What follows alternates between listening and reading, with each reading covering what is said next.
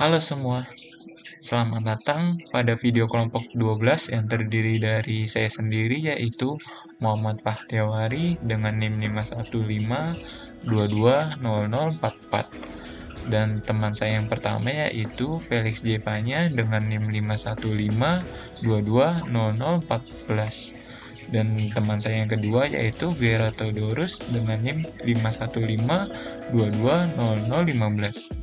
Kita akan menjelaskan tentang sistem transmisi daya pada proyek perancangan mesin kami yaitu Victim Search Remote Control Car dan juga penjelasan tentang sistem transmisi sedikit. Silahkan menyaksikan.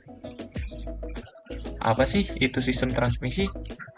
Selain sistem transmisi dalam otomotif adalah sistem yang berfungsi untuk konversi torsi dan kecepatan atau putaran dari mesin menjadi torsi dan kecepatan yang berbeda-beda untuk diteruskan ke penggerak akhir. Konversi ini mengubah kecepatan putar yang tinggi menjadi lebih rendah tetapi lebih bertenaga atau sebaliknya. Selanjutnya adalah tabel dari transmisi 5 kecepatan.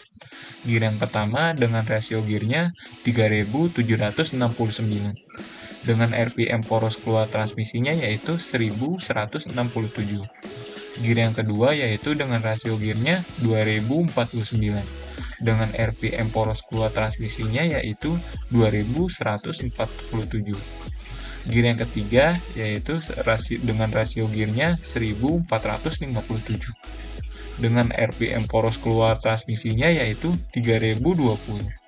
Selanjutnya adalah gear yang keempat dengan rasio gearnya yaitu 1000. RPM poros keluarnya yaitu 4400.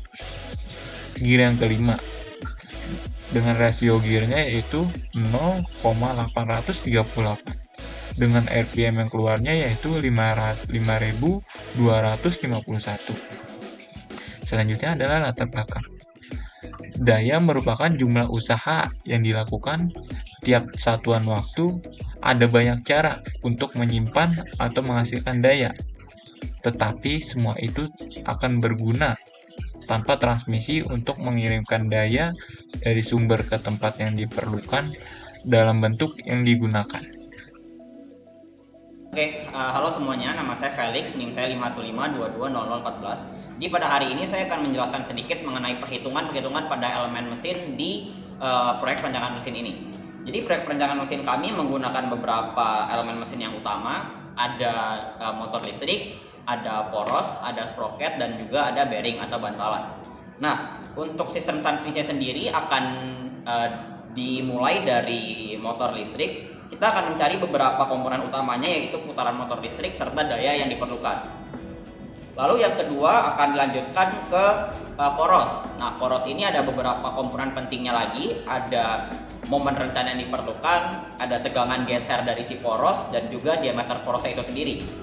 Lalu yang ketiga yang tidak kalah penting ada sprocket. Sprocket itu ada beberapa parameter pentingnya, ada seperti diameter pitch, ada diameter luar sprocket, ada diameter knob, serta kecepatan keliling pada si sprocket itu. Tidak lupa dengan banyaknya gigi yang ada pada sprocket. Lalu setelah sudah komponen elemen mesin yang dirancang, lalu kami akan masuk ke bagian analisis rencana pemilihan jenis material. Nah, ini juga tidak kalah penting karena bukan hanya sistem transmisi yang diperlukan, tetapi material juga sangat mempengaruhi dalam keberlangsungan perancangan proyek perancangan mesin ini. Jadi dari analisis rencana pemilihan ini akan digunakan ASPI chart. Dari ASPI chart itu sendiri didapatkan beberapa material-material yang akan dipakai seperti carbon fiber reinforced polymer, beberapa jenis polimer dasar, dan juga beberapa jenis komposit serta beberapa plat besi.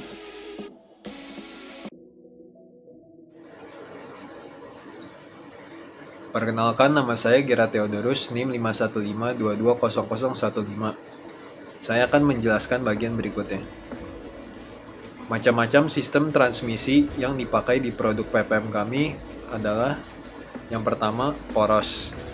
Poros yang dibicarakan adalah poros pada motor DC. Poros berguna untuk mengalirkan gaya rotasional yang dihasilkan. Kemudian juga ada rantai dan sprocket. Setelah melakukan research mencari transmisi daya yang simpel dan bagus untuk mobil RC, didapatkan sistem continuous track yang menggunakan prinsip yang sama dengan chain drive. Berikut merupakan gambar kerja dari komponen termasuk bill of material. Pada kiri atas terdapat assembly dari benda. Gambar yang lain adalah part-part dari assembly tersebut. Masing-masing part telah diberi dimensi sesuai dengan hasil perhitungan yang didapatkan. Kemudian di kanan atas merupakan bill of material dari victim search remote control car. Kesimpulan. 1. Fungsi inti. Sistem transmisi dalam kendaraan mengubah torsi dan kecepatan putaran mesin menjadi gerakan roda penggerak, yang memungkinkan kendaraan berakselerasi, menjaga kecepatan, dan mundur. 2. Komponen utama.